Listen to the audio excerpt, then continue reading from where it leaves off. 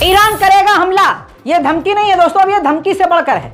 अभी तक Iran indirect way में धमकी दे रहा था, भुगतना पड़ेगा, ये करना पड़ेगा, वो करना पड़ेगा, ऐसा हो जाएगा, वैसा हो जाएगा। लेकिन आप बता दो कि ईरान के IRGC के टॉप कमांडर यानी चीफ ने कह दिया है, अगर हमें आदेश मिला तो हम जरा सा भी नहीं कतराएंगे अपनी मिसाइल को सीधा इजराइल के हाइफा पर दागने से। ये देखिए, ये है बड़ी बात।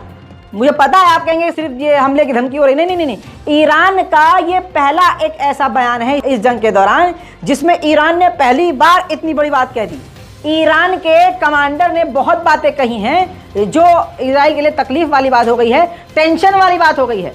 ईरान के कुछ फोर्स के कमांडर ने ये कहा कि अगर हमें ज़रूरत पड़ी और ऊपर से आदेश मिला तो हम सीधा इजराइल के हाइफा पर हमला कर देंगे और अमेरिका और इजराइल ये बच नहीं पाएंगे।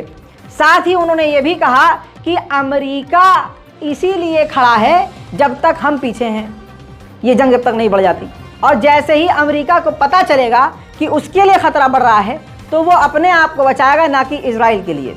साथ ही ईरानी कमांडर ने यह भी कह दिया कि जो इजराइल का आयरन डोम है वो सिर्फ 30 से 40% ही सही काम करता है, बाकी इजराइल ने सिर्फ हवा बनाया हुआ है।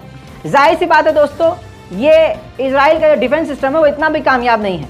अगर इतना कामयाब है तो अमेरिका की सेना की ज़रूरत क्यों पड़ रही है दोस्तों। इसके बाद कहा जा रहा है कि पहली बार ईरान ने जंग के दौरान इतनी बड़ी बात बोलकर एक तरह से ऐलान जंग कर दिया है। वहीं दोस्तों जर्मनी के प्रोफेसर्स और एक्सपर्ट्स ने प्रदर्शन किया है, तस्वीरें आपके सामने हैं।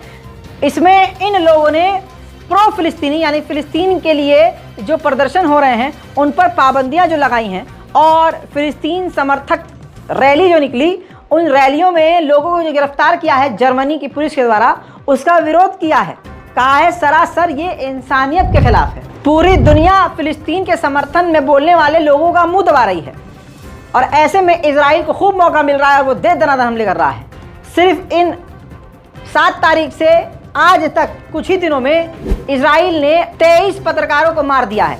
23 पत्रकार दोस्तों, ये इतिहास में पहली बार इजराइल इतने बड़े लेवल का आतंक मचा रहा है। वैसे तो आतंक वो हमेशा मचाता आया है, लेकिन इस बार उसने तमाम आतंक की हदों को पार कर दिया है। बड़ी चालाकी और दिमाग के साथ वो टारगेट कर रहा है। 32 मस्जिदों को इजराइल ने 15 से 16 दिनों में तबाह कर दिया है। वहीं एक और ब्रेकिंग न्यूज आपको बता दूं कि अमेरिका का एक और ट्रांसपोर्ट जो प्लेन है, कार्गो एयरप्लेन है, वो और हथियार लेकर पहुंचा है। ये 6ठा हवाई जहाज है अमेरिका का सबसे लंबा चौड़ा और बड़ा, जो हथियार भर भर कर चौथी बार इजराइल लेकर गया है। यानी बड़े ही तेजी और शिद्दत के साथ इजराइल उन हथियारों का दे दनादन इस्तेमाल कर रहा है और अमेरिका इसमें उसकी मदद कर रहा है।